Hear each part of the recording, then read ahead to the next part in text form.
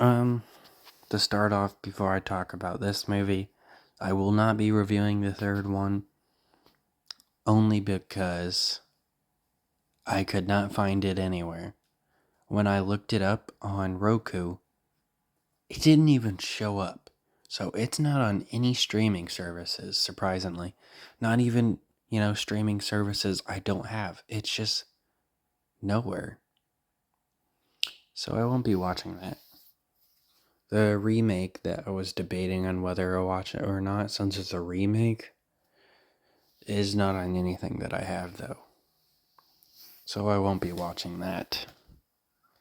Now let's talk about the actual movie. It follows one of the girls out of the 4 people that survived the previous movie. Just one of them. Valerie is in a mental institute, so she's not even in this movie. And both the girls got recasted. I couldn't even tell Courtney got recasted because she looks quite a bit and sounds quite a bit exactly like the actor from the other movie, but Valerie was a pretty obvious recast. This movie follows Courtney and her friends, and she has a crush on this guy, so she invites him to go to this condo with her. This is kind of a Freddy Krueger-like movie, to say the least, because he's like this dream dude. He keeps popping up when she falls asleep and shit. And then other times he doesn't. It's just kind of random.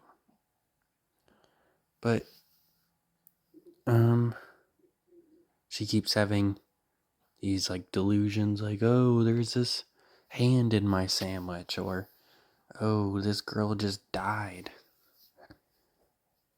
But then it turns out it's not real or whatever, which leads to a plot point later in the movie, because when she tries to call the police, they don't believe her. They think she's just some crazy chick on drugs, so they don't come.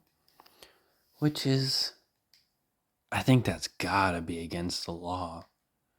If someone calls the police, you gotta go there, right? Even if you think it's fake. Then you can, arrest them or write them a ticket, or I don't know. I feel like if it's something it's obvious, a prank call where someone's laughing and saying something stupid. But if someone's hey, someone's here trying to kill us, but you don't believe them, that's gotta be against something, bro. But there is no kills throughout the entire movie until it's almost over, which is crazy because the other one had 2 kills within 20 minutes. The first one, anyways, is what I mean. The first one had a higher body count, too. I'm doing this review after I've already watched the kill counts this time. I did not for the first one. But there is 12 deaths in the first movie. 12 is including the killer. There's 7 in this one. Though even a lot of the deaths in this are more creative. And not as many off screen as there was in the first one. This dude kinda reminds me of John Travolta and Elvis Presley, just by looks wise. And the fact he has a guitar. And kinda because Elvis Presley wasn't, the best person.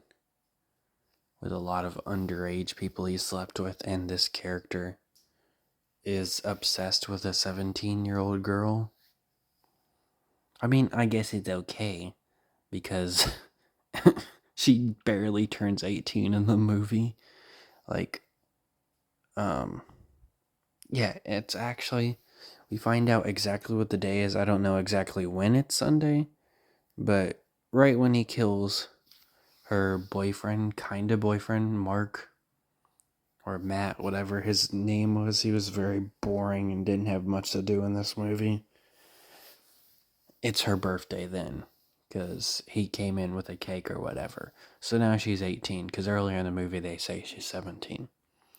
But he has like this creepy obsession with wanting her and saying he loves her and shit. They kind of had that with the killer in the first movie, but it wasn't as creepy. But yeah, the movie takes forever to go anywhere, and like I said, there's like only 20 minutes left when he starts to kill people, so they gotta rush it. People gotta die left and right now. It's a very confusing movie to say the least. But I still think it's far better than the first one, and the last 20 minutes really make up for how boring the movie is. Because the actor was just very entertaining, even though, you know, the whole weird shit that he occasionally said. He clearly loved the role and he was very charismatic in it. And yeah, that's about it.